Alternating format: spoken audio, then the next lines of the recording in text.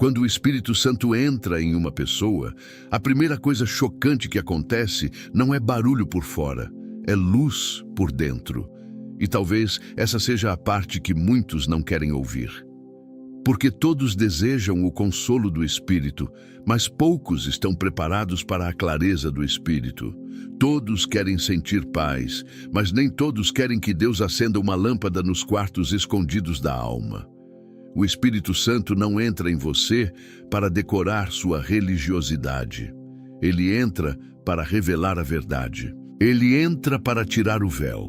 Ele entra para mostrar o que você chamava de costume, mas era prisão. O que você chamava de temperamento, mas era ferida. O que você chamava de cansaço, mas era afastamento. O que você chamava de controle, mas era medo. Jesus disse, em João 16, que quando o Espírito viesse, ele convenceria o mundo do pecado, da justiça e do juízo. Veja bem, convencer não é esmagar. Convencer não é humilhar. Convencer não é lançar você no chão para dizer que acabou. O convencimento do Espírito Santo é uma ferida que cura. É uma luz que dói por um instante, mas salva uma vida inteira. É Deus dizendo, filho, isso não combina mais com você. Filha, esse caminho não é seu destino. Essa mentira não pode mais morar onde eu decidi habitar. E é por isso que muita gente confunde a presença do Espírito com culpa. Culpa paralisa. Convicção levanta. Culpa diz, você não presta. Convicção diz, você foi comprado por um preço alto demais para viver assim. Culpa empurra você para longe de Deus. Convicção puxa você para os braços do Pai. Culpa fecha a porta da oração. Convicção abre a boca do arrependimento. A culpa vem carregada de acusação. A convicção vem carregada de esperança. Quando o Espírito Santo entra em você, ele começa a confrontar aquilo que você aprendeu a esconder até de si mesmo. Ele toca no orgulho que se disfarça de opinião forte. Ele toca na mágoa que se disfarça de cautela. Ele toca na frieza que se disfarça de maturidade. Ele toca na ansiedade que se disfarça de responsabilidade. Ele toca no vício emocional de querer controlar tudo, porque no fundo você tem medo de confiar. E quando ele toca, não é para expor você ao mundo, é para libertar você diante de Deus. Davi conheceu esse lugar. Ele era rei, guerreiro, adorador, homem segundo o coração de Deus, mas também era homem. E houve um momento em que tentou seguir adiante com uma área apodrecendo por dentro. Por fora, trono. Por dentro, peso. Por fora, palácio. Por dentro, distância. Até que a luz de Deus entrou naquele quarto escondido. E Davi não se defendeu. Ele não colocou a culpa na pressão, no cargo, na guerra, na solidão, nas circunstâncias. Ele clamou no Salmo 51, cria em mim, ó Deus, um coração puro. Essa é a oração de alguém que foi encontrado pelo Espírito. Não é apenas melhora minha situação, transforma minha essência. Não é apenas resolve meu problema, arranca de mim aquilo que me afastou de ti. Você percebe a diferença? Antes do Espírito, a pessoa quer apenas alívio. Depois que o Espírito entra, ela quer pureza. Antes, quer escapar das consequências. Depois, quer voltar para o centro da vontade de Deus. Antes, quer que Deus mude pessoas ao redor. Depois começa dizendo, Senhor, começa em mim. Essa é uma das coisas mais chocantes que acontecem quando o Espírito Santo entra em você. Você para de ser especialista em apontar o erro dos outros e começa a permitir que Deus trate suas próprias sombras. Você se torna mais sensível. Aquilo que antes não incomodava começa a pesar. Palavras ásperas começam a ferir sua consciência. Ambientes que pareciam normais começam a sufocar sua paz. Conversas que alimentavam vaidade começam a perder sabor. Certos pensamentos que você hospedava por dias agora são interrompidos por uma voz mansa dizendo, não alimente isso. E talvez você esteja se perguntando, por que eu tenho sentido tanto incômodo em lugares que antes eu suportava? Por que não consigo mais rir das mesmas coisas? Por que certas atitudes agora me incomodam tanto? Porque o Espírito Santo está refinando sua percepção. Não é frescura espiritual, não é exagero, é santificação. É Deus ajustando seus olhos para enxergar o que antes estava encoberto. Quando o Espírito entra, ele desperta uma santa insatisfação. Não uma insatisfação amarga com a vida, mas uma insatisfação com tudo o que impede você de ser inteiro em Deus. Você começa a dizer: eu não quero apenas frequentar cultos, eu quero ser morada. Eu não quero apenas cantar sobre Deus, eu quero andar com Deus. Eu não quero apenas saber versículos, eu quero que a palavra atravesse minhas decisões. E aqui está o confronto amoroso. Você tem permitido que o Espírito Santo ilumine sua vida ou tem apagado a lâmpada toda vez que ele toca em algo sensível? Porque há pessoas que querem direção, mas recusam correção. Querem promessas, mas rejeitam processo. Querem unção, mas protegem hábitos que entristecem Deus. O Espírito não veio para ser um visitante educado na sala da sua alma, enquanto você mantém portas trancadas no corredor. Ele veio para ocupar a casa inteira. Mas não tenha medo dessa visitação profunda. Deus não revela para destruir, Deus revela para restaurar. O médico só mostra a enfermidade porque pretende tratar. O pai só confronta porque ainda chama de filho. O oleiro só pressiona o barro porque ainda vê vaso. Se ele está mexendo em você, é porque não desistiu de você. Se ele está incomodando seu coração, é porque ainda há sensibilidade. Se ele está chamando você de volta, é porque há lugar preparado na mesa. A mulher do fluxo de sangue viveu anos carregando uma condição que todos conheciam por fora, mas ninguém compreendia por dentro. 12 anos de perda, 12 anos de frustração, 12 anos tentando recursos humanos. Mas quando ela tocou em Jesus, não recebeu apenas alívio físico, ela foi chamada de filha. Isso é profundo. O Espírito Santo não trata apenas o sintoma, ele restaura identidade. Ele não apenas estanca a perda, ele devolve pertencimento. Talvez você esteja há anos perdendo força, alegria, esperança, paciência, fé. Talvez por fora você continue funcionando, trabalhando, sorrindo, resolvendo coisas, sustentando gente. Mas por dentro existe uma hemorragia silenciosa.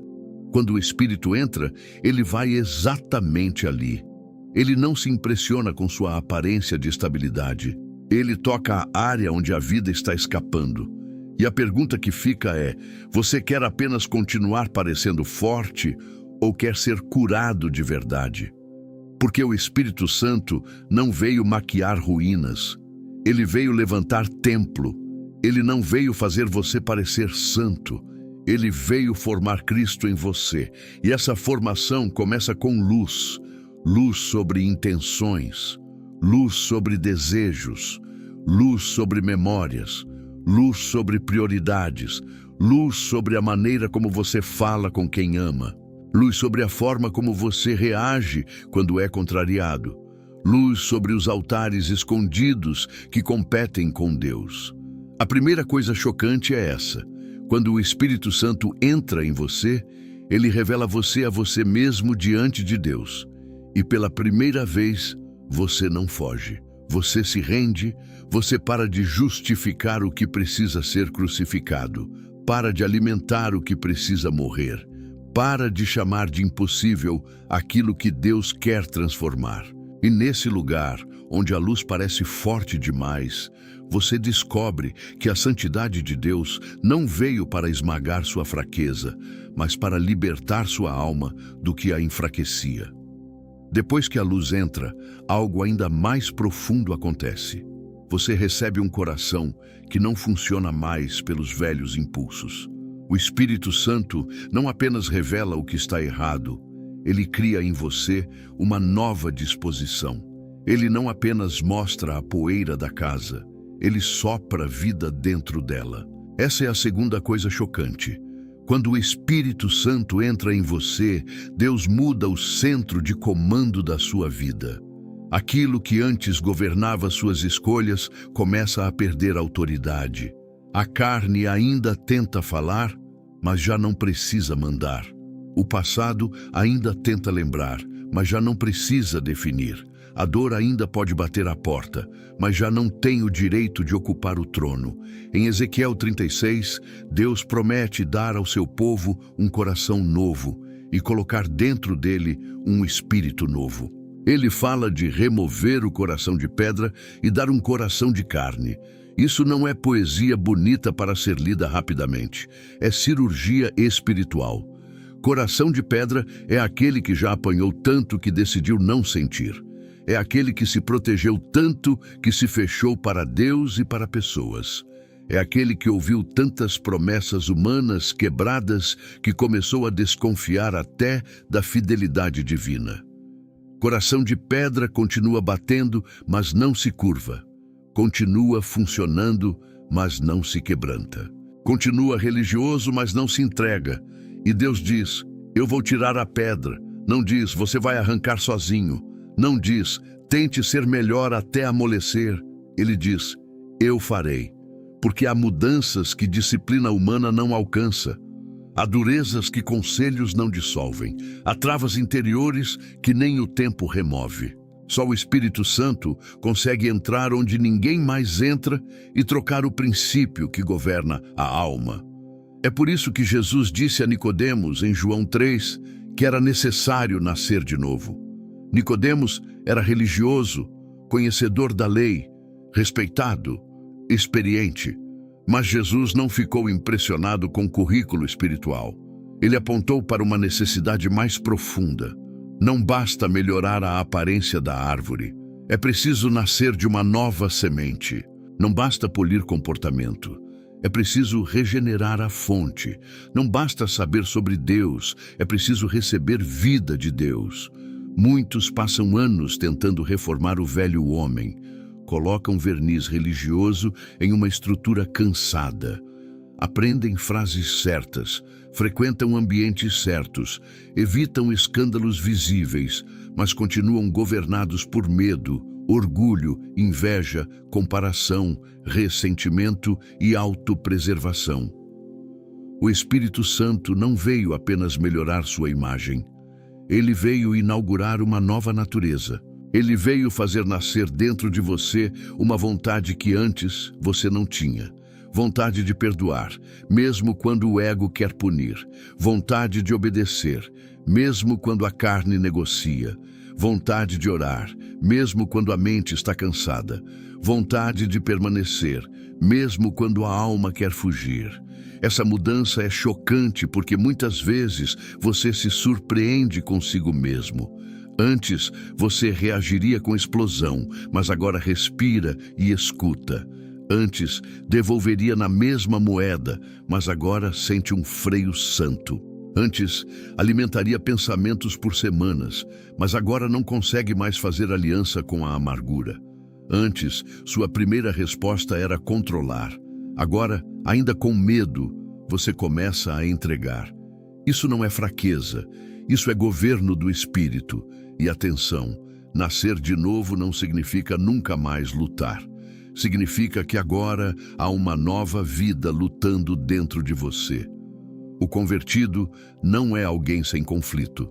É alguém que recebeu uma nova lealdade. Antes, você podia pecar e dormir em paz. Agora, quando se afasta, algo dentro geme. Antes, podia ferir alguém e justificar. Agora, a consciência chama você para consertar. Antes, podia viver longe da presença e se distrair com qualquer coisa. Agora, longe de Deus, até as conquistas parecem vazias. Paulo escreveu em 2 Coríntios 5 que se alguém está em Cristo, é nova criação. As coisas antigas passaram, tudo se fez novo. Essa passagem não está dizendo que sua história desaparece como se nada tivesse acontecido. Está dizendo que sua história perdeu o poder de ser seu Senhor. O que passou não precisa mais presidir seu futuro. O que feriu você não precisa mais nomear você. O que você fez não precisa mais aprisionar você. Em Cristo, o Espírito Santo escreve uma realidade maior do que a sua biografia. José entendeu isso de forma extraordinária. Vendido pelos irmãos, levado ao Egito, acusado injustamente, esquecido na prisão. Ele tinha todos os motivos humanos para se tornar amargo. Mas quando chegou o momento de reencontrar aqueles que o feriram, José não falou como um homem governado pela vingança. Ele disse que aquilo que intentaram para o mal, Deus transformou em bem. Isso não é negação da dor. Isso é coração governado por outra fonte. José não chamou traição de bênção. Ele reconheceu que Deus era grande o suficiente para atravessar a traição e ainda cumprir propósito. Quando o Espírito Santo entra em você, ele não necessariamente apaga a memória do que aconteceu, mas ele muda o altar onde essa memória é colocada. Antes, a lembrança alimentava ódio. Agora, a lembrança se torna testemunho da fidelidade de Deus. Antes, a ferida dizia, nunca mais confie. Agora, o Espírito diz, confie em mim, mesmo que caminhe com sabedoria. Antes, a dor dizia, você perdeu anos. Agora Deus diz, eu ainda sei multiplicar o que parecia enterrado. E para adultos que já viveram bastante, isso é profundamente necessário. Porque aos 40, 50, 60 anos, a alma carrega camadas. Camadas de decepções, responsabilidades, perdas, renúncias, palavras engolidas, oportunidades que não voltaram, decisões que ainda doem. E talvez você pense, a essa altura, eu sou assim mesmo. Mas o Espírito Santo entra exatamente para quebrar essa sentença. Você não é obrigado a envelhecer espiritualmente endurecido. Você não precisa terminar sua jornada mais cínico, mais fechado, mais seco, mais distante. Deus ainda pode dar coração de carne. Deus ainda pode devolver ternura. Deus ainda pode reacender lágrimas santas. Deus ainda pode ensinar você a sentir sem desmoronar, a confiar sem ingenuidade, a amar sem se perder. O mundo diz, proteja-se endurecendo. O Espírito diz, proteja-se permanecendo em mim. O mundo diz, quem sente demais, sofre demais. O Espírito diz, quem se entrega a Deus, aprende a sofrer sem perder a essência. O mundo diz, depois de tudo que você passou, feche-se. O Espírito diz, depois de tudo que eu fiz por você, viva. Essa segunda coisa chocante revela uma verdade imensa. O Espírito Santo não entra apenas para visitar sua emoção em um culto. Ele entra para mudar sua natureza no cotidiano. Na forma como você dirige uma conversa difícil, na forma como administra dinheiro, na forma como trata sua família quando ninguém da igreja está vendo, na forma como reage ao atraso, à crítica, à ingratidão, à solidão. É ali que o novo coração aparece. É ali que o nascimento do alto se prova, não apenas no aleluia alto, mas na obediência silenciosa. E se hoje você percebe que ainda há pedras dentro de você, não desista. Pedra não se transforma em carne por força própria. Ela é removida pela mão de Deus. Faça a oração que talvez você evitou por anos. Espírito Santo, troca o que me governa. Eu não quero apenas parecer melhor. Eu quero nascer mais profundamente em ti. Porque quando ele entra, você deixa de ser refém do que sempre foi. Você passa a ser conduzido pelo que Deus está formando. Há uma terceira coisa chocante que acontece quando o Espírito Santo entra em você. A palavra de Deus deixa de ser apenas informação e se torna fogo vivo dentro do peito. Antes, você podia ler e não ser atravessado, podia ouvir e esquecer, podia conhecer histórias bíblicas e ainda viver como se elas fossem distantes. Mas quando o Espírito entra, a Escritura ganha peso, voz, direção e urgência. O texto deixa de ser página e se torna espelho. Deixa de ser memória religiosa e se torna alimento. Deixa de ser frase conhecida e se torna a espada que separa a ilusão de verdade. Jeremias conheceu essa experiência. Ele tentou calar. tentou não falar mais em nome do Senhor. Tentou conter a pressão da missão, mas confessou que a palavra era como fogo encerrado em seus ossos. Isso é mais do que entusiasmo. É uma invasão santa. É quando Deus coloca dentro de alguém uma verdade que não cabe mais no silêncio. Jeremias não era um homem buscando palco, era um profeta esmagado pelo peso daquilo que Deus lhe confiou. E ainda assim, mesmo cansado, havia fogo. Quando o Espírito Santo entra em você, ele desperta fome por aquilo que sustenta a alma. Você começa a perceber que não vive só de notícias, conversas, vídeos, preocupações, tarefas e contas a pagar. Existe uma parte de você que só respira quando ouve Deus.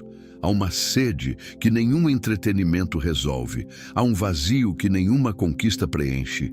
Há uma inquietação que não é falta de férias, falta de dinheiro ou falta de reconhecimento. É falta de palavra viva. Muita gente não entende porque está tão fraca espiritualmente.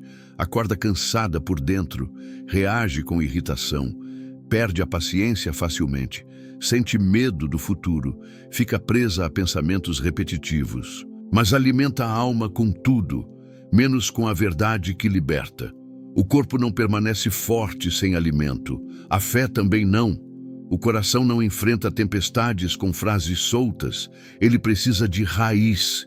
E a raiz cresce quando a palavra deixa de ser eventual e se torna morada. Mas existe algo ainda mais profundo. O Espírito Santo não apenas faz você ler a Bíblia, ele faz a Bíblia ler você. Você entra em uma passagem pensando que vai aprender sobre Abraão e de repente Deus toca sua própria espera. Você lê sobre Moisés diante do mar e percebe que está parado entre o medo e a obediência. Você lê sobre Pedro chorando depois de negar Jesus e entende que a misericórdia ainda pode reconstruir quem falhou. Você lê sobre Jesus no Getsêmani e descobre que até a obediência perfeita atravessou angústia, suor, solidão e entrega. No Getsêmani, Jesus ora: "Não seja feita a minha vontade, mas a tua."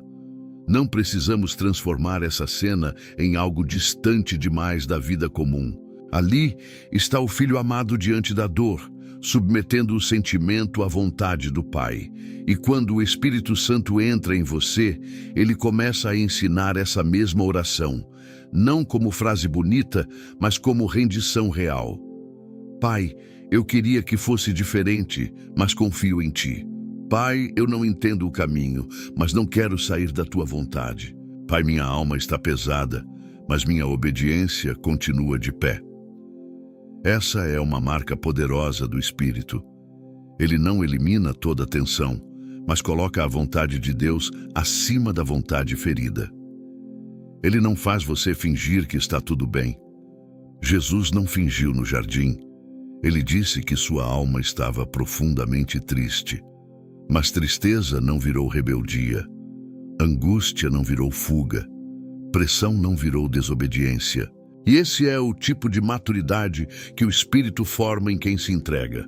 Uma alma sincera diante de Deus e firme diante da missão. Talvez você tenha vivido anos confundindo espiritualidade com negar sentimentos. Mas o Espírito Santo não produz gente falsa. Ele produz gente verdadeira, gente que chora sem abandonar a fé, gente que treme sem largar a obediência, gente que pergunta sem blasfemar, gente que espera sem endurecer, gente que sofre sem se vender à escuridão.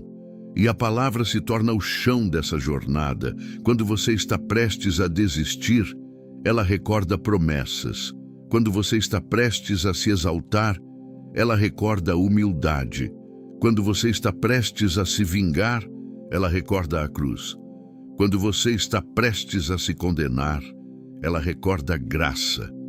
Quando você está prestes a viver no automático, ela recorda propósito. A palavra pelo Espírito deixa de ser uma opinião entre muitas. Ela se torna governo. Isso confronta a nossa geração, mas também confronta a nossa rotina. Quantas decisões importantes são tomadas sem oração? Quantas palavras são ditas sem passar pelo temor do Senhor? Quantas prioridades são definidas pelo cansaço, pela ansiedade, pela comparação, pelo desejo de agradar pessoas e não pela voz de Deus? O Espírito Santo entra para reorganizar seu sistema de escuta. Antes, qualquer voz conseguia arrastar você. Agora, a ovelha aprende a reconhecer o pastor. E aqui há um detalhe essencial. Quando o Espírito acende fome pela palavra, ele também cura seletividades perigosas. Porque há pessoas que só querem passagens de promessa, mas evitam passagens de renúncia. Querem textos sobre vitória, mas fecham os ouvidos para textos sobre perdão. Querem ouvir que Deus abre portas, mas não querem ouvir que Deus também fecha caminhos para proteger a alma. Querem o salmo que consola, mas não o sermão que confronta. O Espírito Santo não nos deixa usar a Bíblia como amuleto emocional. Ele nos ensina a recebê-la como verdade completa. A palavra consola e corta, abraça e corrige, levanta e disciplina, refrigera e refina. Ela não é um remédio escolhido pela nossa preferência, é alimento preparado pela sabedoria de Deus. E quem é cheio do Espírito começa a amar não apenas o que confirma seus desejos, mas também o que corrige suas direções. Foi assim com Davi. A palavra profética veio por Natã e atravessou a defesa do rei. Foi assim com José, que permaneceu fiel sem ter todos os detalhes do plano.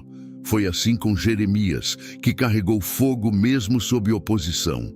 Foi assim com a mulher do fluxo, que ouviu de Jesus uma palavra que redefiniu sua vida. Foi assim no Getsêmani, onde a vontade do Pai foi maior que o alívio imediato. E será assim com você. O Espírito Santo quer fazer a palavra descer da mente para a prática. Não basta dizer, eu creio que Deus cuida, se você vive como se tudo dependesse do seu controle. Não basta dizer, eu creio no perdão, se você mantém pessoas presas em tribunais interiores. Não basta dizer, eu creio na eternidade, se suas decisões são governadas apenas pelo agora. Não basta dizer, eu creio que Jesus é Senhor, se ele só é consultado depois que você já decidiu. Quando o Espírito entra, a palavra começa a interromper impulsos. Você vai responder com dureza, e a palavra sussurra mansidão. Vai desistir de orar, e a palavra chama perseverança. Vai se comparar, e a palavra recorda identidade. Vai se desesperar, e a palavra mostra o Deus que abre caminho onde não há estrada. Isso é vida no Espírito. Não é apenas arrepio, é direção. Não é apenas emoção, é fundamento. A terceira coisa chocante é que você passa a ter fome do que antes ignorava. E essa fome é uma bênção. Não a trate como obrigação religiosa. Trate como convite. Deus está chamando você para a mesa. A Bíblia que parecia fechada começa a respirar. A oração que parecia seca começa a ganhar verdade. A voz que parecia distante começa a se tornar discernível. E aos poucos, sem espetáculo, a palavra deixa de ser algo que você carrega debaixo do braço e passa a ser algo que carrega você por dentro. A quarta coisa chocante que acontece quando o Espírito Santo entra em você é que seu caráter começa a ser transformado onde ninguém aplaude. E essa talvez seja uma das provas mais sérias da presença de Deus, porque dons podem impressionar pessoas, mas fruto revela governo. Talento pode abrir portas, mas caráter sustenta a permanência. Uma voz bonita pode emocionar, uma mensagem forte pode prender atenção, uma atitude pública pode parecer santa, mas é no secreto das reações, no cotidiano das escolhas, na pressão dos relacionamentos, que a obra do Espírito aparece com profundidade. Paulo fala em Gálatas 5 sobre o fruto do Espírito: amor, alegria, paz, paciência, benignidade, bondade, fidelidade, mansidão e domínio próprio. Perceba, ele não diz os frutos, como se fossem peças separadas que escolhemos conforme a conveniência. ele fala de um fruto, uma vida inteira sendo amadurecida por Deus. O Espírito Santo não quer apenas dar a você momentos espirituais. Ele quer formar em você uma personalidade rendida. Ele quer que a presença de Cristo seja percebida não apenas quando você ora, mas quando você é contrariado. Não apenas quando tudo vai bem, mas quando o plano muda. Não apenas quando está na igreja, mas quando está cansado dentro de casa. É fácil falar de amor até encontrar alguém difícil de amar. É fácil falar de paz até receber uma notícia que ameaça sua estabilidade. É fácil falar de paciência até esperar mais do que gostaria. É fácil falar de mansidão até alguém tocar no seu orgulho. É fácil falar de domínio próprio até a tentação aparecer no horário da fraqueza. É ali que descobrimos se apenas admiramos o Espírito Santo ou se estamos sendo governados por ele. O fruto não nasce por pressão externa, nasce por permanência. Uma árvore não produz gritando para si mesma, produza. Ela produz porque está conectada à fonte certa, recebe alimento, atravessa estações e permanece. Assim também é a vida espiritual. A gente tentando fabricar mansidão sem comunhão, tentando ter paz sem entrega, tentando amar sem cura, tentando vencer impulsos sem rendição. Mas o fruto do Espírito não é maquiagem moral. É vida de Cristo crescendo em terreno entregue. E esse crescimento é muitas vezes lento, silencioso e profundo. Deus trabalha em camadas. Hoje Ele toca sua forma de falar. Amanhã, sua forma de ouvir. Depois, sua pressa. Depois, seu medo de perder. Depois, sua necessidade de estar certo. Depois, sua dificuldade de pedir perdão. Depois, sua resistência em receber ajuda. E quando você percebe, não é apenas uma atitude que mudou. É uma atmosfera interior. Onde havia aspereza, começa a nascer ternura. Onde havia descontrole, começa a nascer domínio. Onde havia reação imediata, começa a nascer discernimento. Mas não confunda mansidão com passividade. O Espírito Santo não forma pessoas fracas. Ele forma pessoas fortes o suficiente para não serem escravas dos próprios impulsos. Mansidão é força sob governo. Domínio próprio é liberdade diante da provocação. Paciência é coragem para não atropelar o processo de Deus. Amor é decisão santa quando o sentimento não ajuda. Paz é confiança em Deus quando os cenários ainda não se alinharam. Davi nos mostra uma imagem poderosa disso antes mesmo de ser rei. Saul o perseguia injustamente. Davi teve oportunidades de ferir Saul. Pela lógica humana, poderia dizer: Deus colocou meu inimigo em minhas mãos. Mas Davi discerniu que nem toda oportunidade é permissão. Isso é maturidade.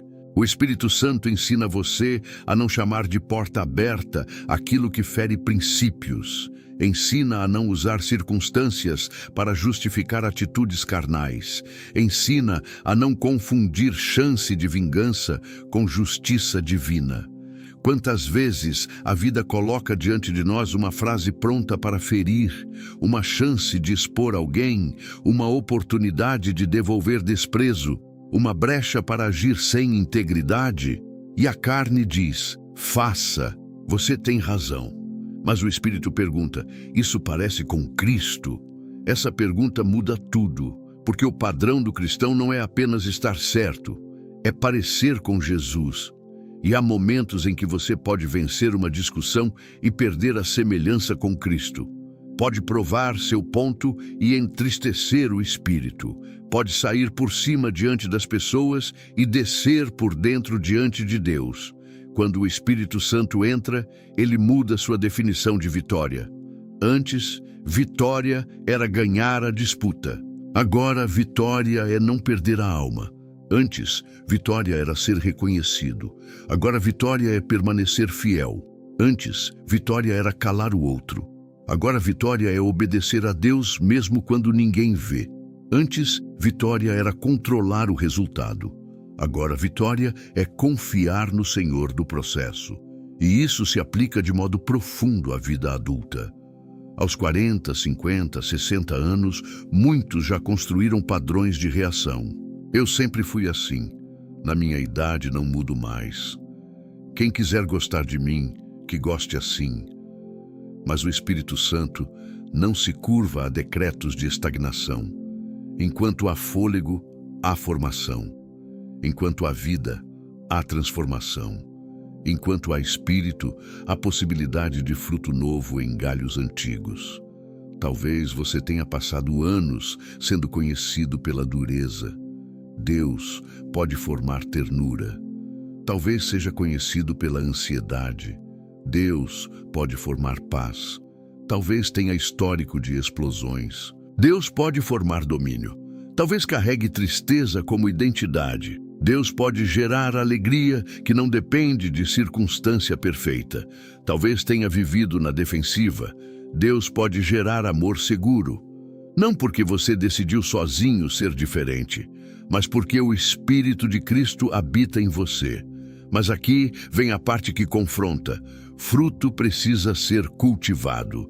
Não se cultiva fruto alimentando a carne. Não se cultiva paz consumindo medo todos os dias. Não se cultiva mansidão mergulhado em ambientes de agressividade.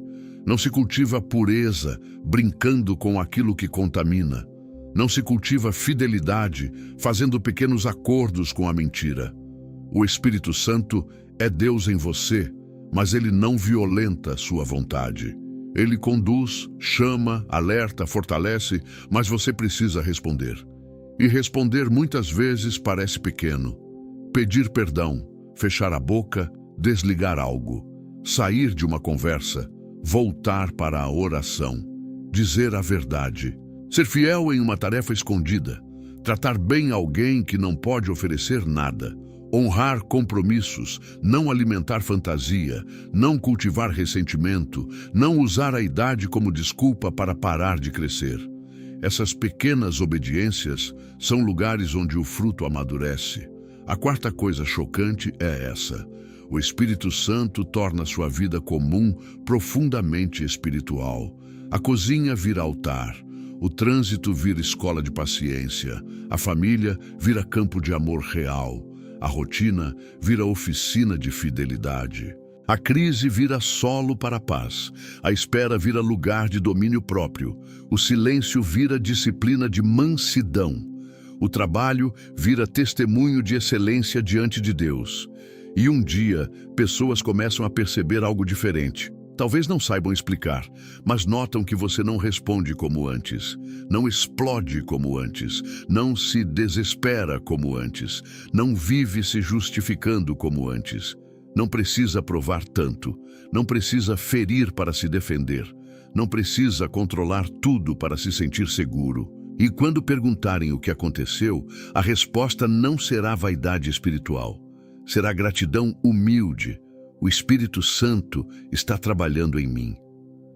A quinta coisa chocante que acontece quando o Espírito Santo entra em você é que o medo perde o direito de dirigir sua vida.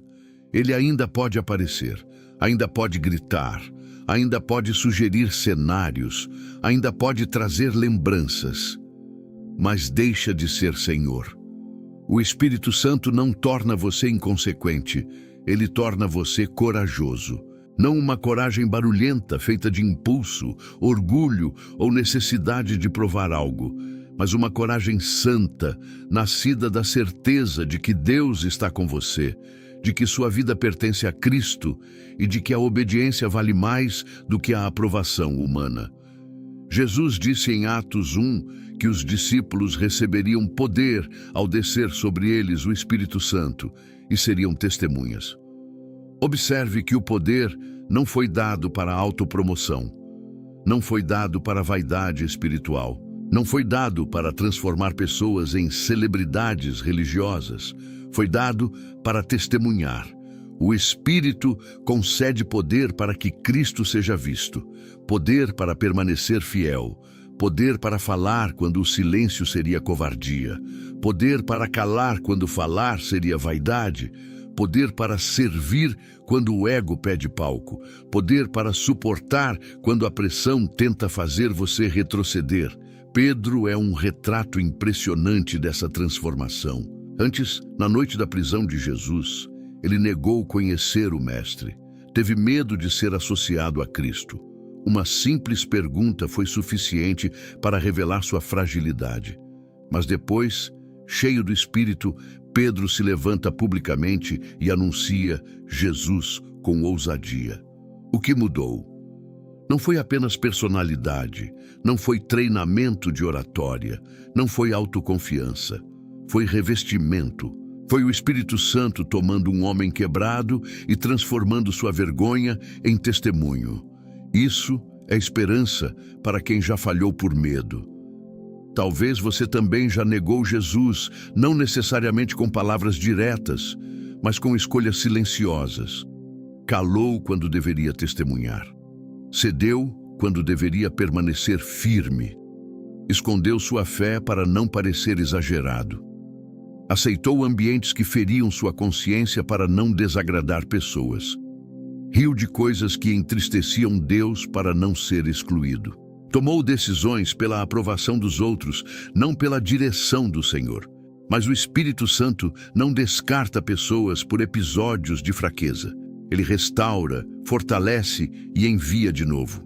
A pergunta é: você vai continuar permitindo que o medo escreva sua agenda? Medo de perder, medo de envelhecer, medo de ficar sozinho, medo de fracassar, medo de não ser reconhecido, medo de decepcionar pessoas, medo de recomeçar, medo de obedecer e ser criticado, medo de dizer não, medo de dizer sim, medo do futuro, medo do passado voltar, medo de não dar conta, medo, medo, medo. Quantas decisões foram adiadas porque o medo falou mais alto que a fé? Quando o Espírito Santo entra, ele não promete explicar todos os detalhes antes da obediência. Ele promete presença, e presença é mais profunda do que explicação. Moisés queria garantias. Jeremias dizia que era jovem demais. Gideão se via pequeno demais. Pedro se mostrou fraco demais.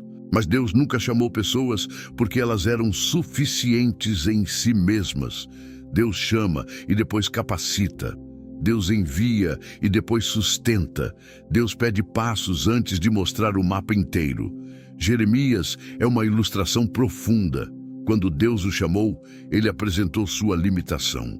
Mas o Senhor tocou sua boca e disse que colocava suas palavras ali. Isso é poderoso. O chamado não nasce da autossuficiência humana, nasce da iniciativa divina. Quando o Espírito entra, ele toca sua boca, não apenas para pregar, mas para falar verdade na sua casa, pedir perdão, encorajar alguém, romper ciclos de murmuração, abençoar em vez de amaldiçoar. Ele toca suas mãos para servir, toca seus olhos para discernir. Toca seus pés para caminhar em direção ao que você evitava. Toca sua memória para que o passado não paralise sua missão. E há uma coisa que precisa ser dita com amor e firmeza. Muitas vezes chamamos de prudência aquilo que é apenas medo bem vestido. Dizemos, estou esperando a hora certa, quando no fundo estamos evitando o risco da obediência. Dizemos, ainda preciso me preparar mais, quando Deus já está pedindo o primeiro passo. Dizemos, não quero problemas, quando o Espírito está chamando para uma postura. Dizemos, eu sou assim mesmo, quando na verdade estamos protegendo inseguranças antigas. O Espírito Santo não empurra você para loucuras, ele conduz à obediência. Mas obediência quase sempre confronta zonas de conforto. Para Abraão, foi sair sem saber todos os detalhes. Para Moisés, foi voltar ao Egito. Para Davi, foi enfrentar Golias quando todos estavam paralisados. Para Esther, foi entrar diante do rei. Para Pedro, foi levantar a voz onde antes havia negado. Para Jesus, foi caminhar até a cruz. O Espírito não nos dá coragem para fazer nossa vontade. Ele nos dá coragem para cumprir a vontade de Deus. E talvez Neste momento da sua vida, coragem não signifique algo grande aos olhos dos outros. Talvez coragem seja voltar a orar depois de muito tempo seco. Talvez seja procurar reconciliação. Talvez seja encerrar uma prática escondida. Talvez seja assumir responsabilidade. Talvez seja procurar ajuda. Talvez seja dizer à sua família: eu preciso mudar. Talvez seja parar de viver pela expectativa de pessoas que nunca compreenderam seu chamado. Talvez seja aceitar que Deus ainda tem propósito, mesmo que você ache que passou da idade. O medo diz: é tarde. O Espírito diz: hoje, se ouvirdes a sua voz. O medo diz: você não consegue. O Espírito diz: minha graça te basta. O medo diz: e se der errado? O Espírito diz: obedeça e confie. O medo diz: você vai perder. O Espírito diz: quem perde por amor a Cristo encontra vida verdadeira. O medo mostra gigantes. O Espírito recorda a aliança. A coragem que vem do Espírito também liberta você da escravidão da opinião humana. Isso é muito sério. Há pessoas que amam a Deus, mas vivem presas ao tribunal invisível dos outros. Antes de obedecer, perguntam: o que vão pensar? Antes de mudar, perguntam: como vão reagir? Antes de se posicionar, calculam rejeições. Mas quando o Espírito Santo entra com profundidade, a voz de Deus começa a pesar mais que os aplausos e as críticas.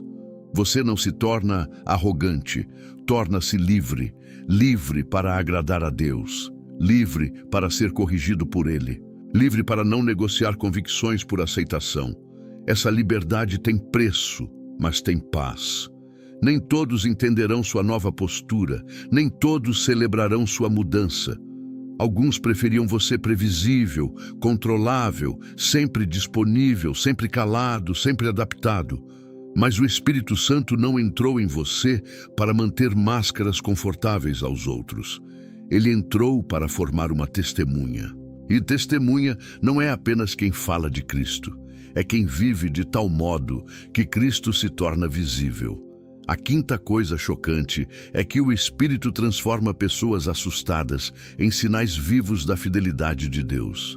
Ele pega Pedro depois da negação, pega Jeremias depois da insegurança, pega Davi diante do gigante, pega José no cárcere, pega você no lugar onde o medo tentou estabelecer residência.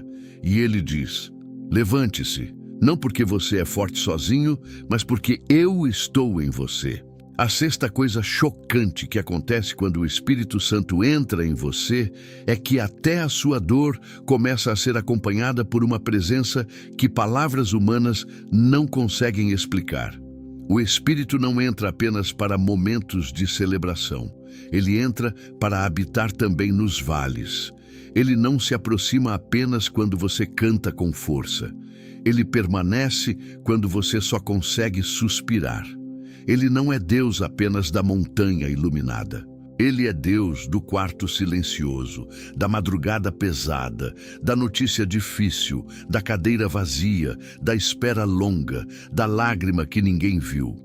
Paulo escreve em Romanos 8 que o Espírito nos ajuda em nossa fraqueza e que quando não sabemos orar como convém, Ele intercede por nós com gemidos profundos demais para serem traduzidos em palavras comuns.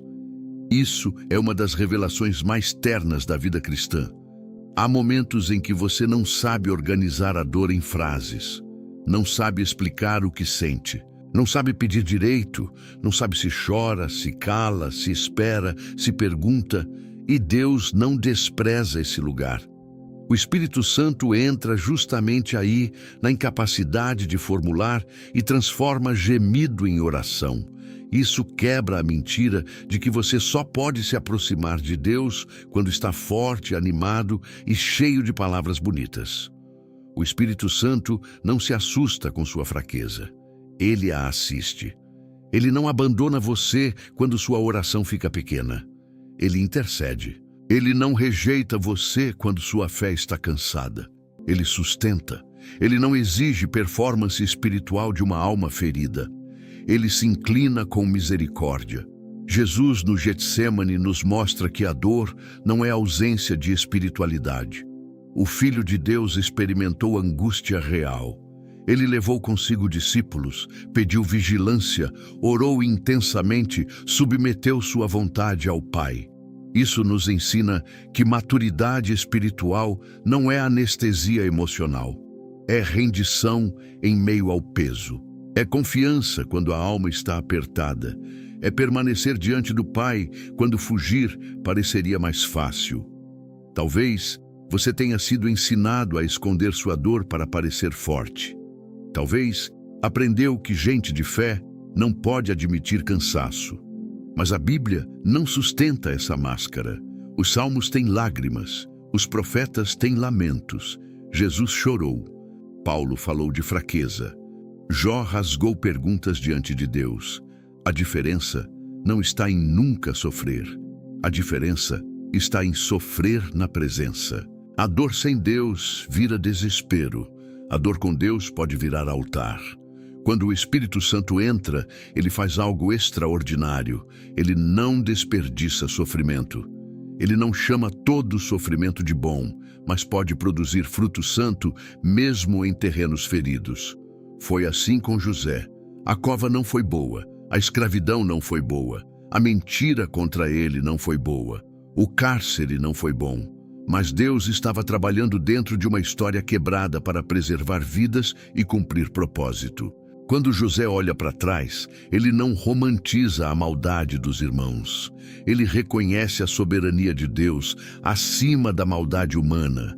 Isso é muito importante. O Espírito Santo não pede que você negue o que doeu.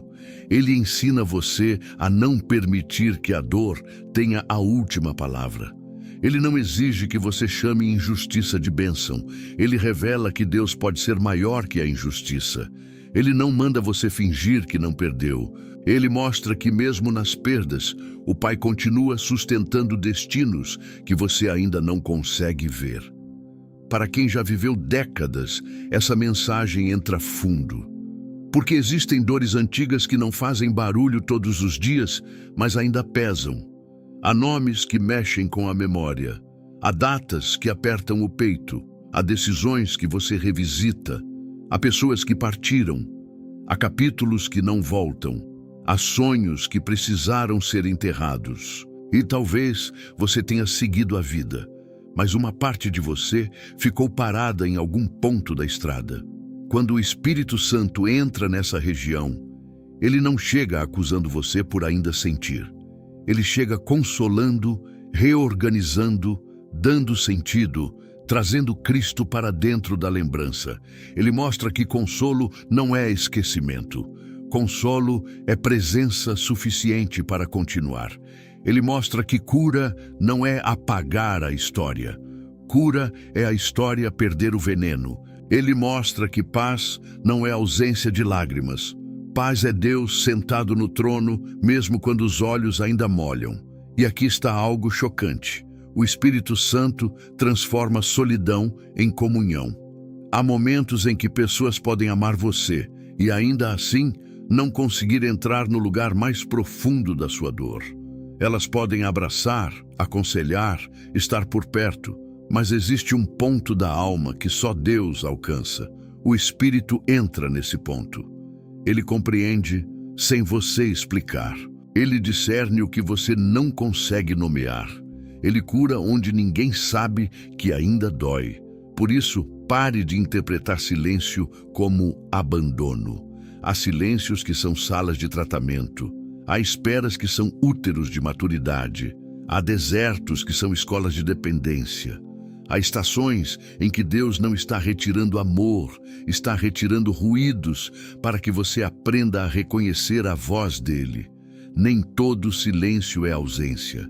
Às vezes é profundidade, mas o Espírito também nos confronta em meio à dor. Porque sofrimento pode nos tornar mais humildes, mas também pode nos tornar duros. Pode abrir nossa alma para Deus, mas também pode fechar nosso coração para todos. Pode gerar compaixão, mas também pode gerar cinismo. Pode nos amadurecer, mas também pode nos amargar. A diferença está em quem governa a ferida. Se a dor governa, ela distorce tudo. Se o Espírito governa, até a ferida se torna lugar de graça. A mulher do fluxo de sangue poderia ter desistido. 12 anos não são 12 dias. Ela havia tentado, gastado, sofrido, sido isolada, mas algo nela ainda se moveu em direção a Jesus. O Espírito Santo também desperta esse movimento em nós. Mesmo depois de longos anos, ele sussurra: ainda toque, ainda venha, ainda creia, ainda há poder em Cristo. E quando ela toca, Jesus não permite que ela desapareça na multidão como alguém que apenas recebeu um milagre anônimo. Ele a chama para ser vista e restaurada. A dor a havia isolado. Jesus a reintegrou. A vergonha a havia escondido. Jesus a chamou de filha. Talvez esse seja o milagre que você precisa. Não apenas uma resposta externa, mas ser chamado de filho novamente no lugar onde a dor fez você se sentir esquecido. O Espírito Santo testifica dentro de nós que pertencemos ao Pai. Ele combate a orfandade espiritual. Ele lembra: você não está sozinho, você não foi abandonado, você não é apenas sobrevivente, você é amado. A sexta coisa chocante é que o Espírito Santo não apenas dá força para vencer batalhas, ele se torna companhia no meio delas. Ele ora em você quando você não sabe orar. Ele consola quando ninguém alcança. Ele transforma gemidos em intercessão. Ele impede que a dor vire identidade. Ele conduz você de volta ao Pai, não como alguém que precisa fingir força, mas como filho que pode derramar a alma e ainda confiar. E se hoje sua oração é pequena, ore pequeno. Se tudo que você consegue dizer é: Senhor, me ajuda, e diga, o Espírito sabe traduzir. Se sua fé está cansada, não a abandone, entregue-a. Se a noite está longa, não conclua que Deus saiu. Há uma presença trabalhando no escuro. Há um consolador mais perto do que sua sensação consegue perceber. Há um Deus que não despreza lágrimas, mas recolhe, redime e conduz. A sétima coisa chocante que acontece quando o Espírito Santo entra em você é que sua vida deixa de ser apenas uma sequência de sobrevivências e se torna um território selado para o propósito eterno de Deus. Você não pertence mais ao acaso, não pertence mais ao medo, não pertence mais às antigas cadeias, não pertence mais às acusações que tentaram definir seu nome. O Espírito Santo não entra em você como uma visita passageira. Ele entra como selo, garantia e presença do reino. Em Efésios 1, Paulo fala que aqueles que creram foram selados com o Espírito Santo da promessa. Selo fala de pertencimento, fala de autenticidade, fala de proteção, fala de destino. Isso significa que o céu colocou marca sobre você, e essa marca não depende da opinião dos homens.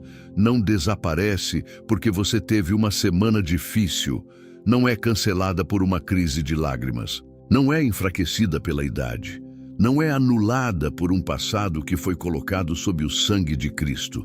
O selo do Espírito declara: este pertence ao Senhor. E se você pertence ao Senhor, sua história não está solta. Sua dor não está sem testemunha. Sua obediência não é inútil. Sua espera não é invisível. Sua vida ainda tem valor no plano de Deus. Muitos chegam a uma fase da vida pensando que o melhor ficou para trás. Olham para o corpo mais cansado, para oportunidades perdidas, para mudanças na família, para o tempo passando e concluem em silêncio. Agora é apenas administrar o que restou. Mas o Espírito Santo não confirma essa sentença. Deus não mede propósito apenas pela velocidade dos jovens. Há frutos que só nascem em árvores amadurecidas. Há sabedoria que só vem depois de desertos. Há autoridade espiritual que só é formada em quem atravessou noites e permaneceu. Há consolo que só pode ser oferecido por quem já foi consolado. Há testemunhos que só existem porque alguém não desistiu no meio do caminho. Quando o Espírito entra, ele reposiciona seu senso de destino. você começa a entender que propósito não é apenas fazer algo grande aos olhos públicos. Propósito é pertencer inteiramente a Deus e expressar Cristo onde Ele colocou você. Propósito pode estar em uma palavra que salva alguém do desânimo, em uma oração feita por filhos e netos, em uma decisão ética no trabalho, em uma reconciliação que quebra uma linhagem de orgulho, em uma generosidade escondida, em uma velhice cheia de luz, em uma casa onde o nome de Jesus volta a ser honrado. O Espírito Santo também revela que você não foi cheio apenas para si mesmo. Tudo que Deus derrama em você deve transbordar. A luz que entrou precisa iluminar. A cura que começou precisa testemunhar. A palavra que arde precisa orientar. O fruto que cresce precisa alimentar outros. A coragem que nasce precisa inspirar. O consolo recebido precisa consolar alguém. O selo que marca você precisa lembrá-lo de que sua vida agora carrega responsabilidade santa. Mas não confunda a responsabilidade com peso esmagador. O jugo de Cristo não destrói a alma. A missão que vem do Espírito não nasce da ansiedade de provar valor. Nasce do amor de quem já foi aceito. Você não serve para ser amado, serve porque foi amado. Você não obedece para comprar lugar. Obedece porque recebeu lugar em Cristo. Você não busca santidade para Deus olhar para você.